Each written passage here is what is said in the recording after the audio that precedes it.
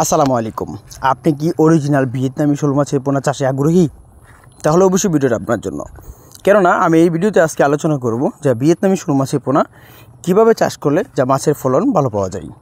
আর বিশেষ করে মাছের পোনা পুকুর অথবা ট্যাঙ্কে এই মাছের পোনা চাষে উপযোগী হয় কিনা, বা এই মাছের খাদ্য ব্যবস্থা টু জেড। চাষ করে ভিডিও সম্পূর্ণ দেখবেন। আপনারা জানেন ভিয়েতনামি শোল মাছ খেতে সুস্বাদু হওয়ার কারণে বা বাজারে এই মাছের পোনার দ্বিগুণ দাম রয়েছে।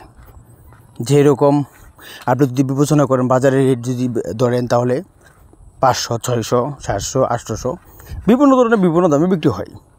যদি আকারত্বতে ভালো থাকে ভিয়েতনামি শোল মাছ, ওই ক্ষেত্রে মাছের দাম ভালো পাওয়া যায়। ভিয়েতনামি শোল মাছ চাষের জন্য আপনি ট্যাঙ্ক অথবা পুকুর যে কোনো জায়গায় চাষ করতে পারেন, অথবা এ মাছের পোনা একক চাষ করতে পারেন, তা না হলে মিশ্র চাষ করতে পারেন। মিশ্র চাষ যেমন রয়েছে অন্য মাছের পোনা, যেরকম কাপ জাতীয় বা কেটফি জাতীয় যে কোনো মাছের সাথে, অর্থাৎ তারা বাসমান ফিট খাবার খেয়ে অভ্যস্ত। আপনারা যদি মনে করেন ভিয়েতনামি শোল মাছের পোনাকে অন্য মাছকে ক্ষতিগ্রস্ত করবে কিনা, সেটা হলো সম্পূর্ণ ভুল কথা। যদি অন্য মাছ দিতে পারবেন, যেমন কাপ জাতীয় মাছের পরিমাণ একটু বড়, ভিয়েতনামি শোল মাছের আকারত্বতে একটু ছোটো, সেক্ষেত্রে ভিয়েতনামি শোল মাছ এভাবে দেওয়া যায়।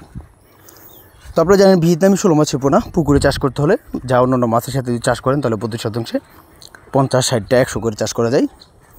আর যদি এককের হার বেশি হয় তাহলে প্রতি শতাংশে 250, 300 করেও চাষ করা যায়।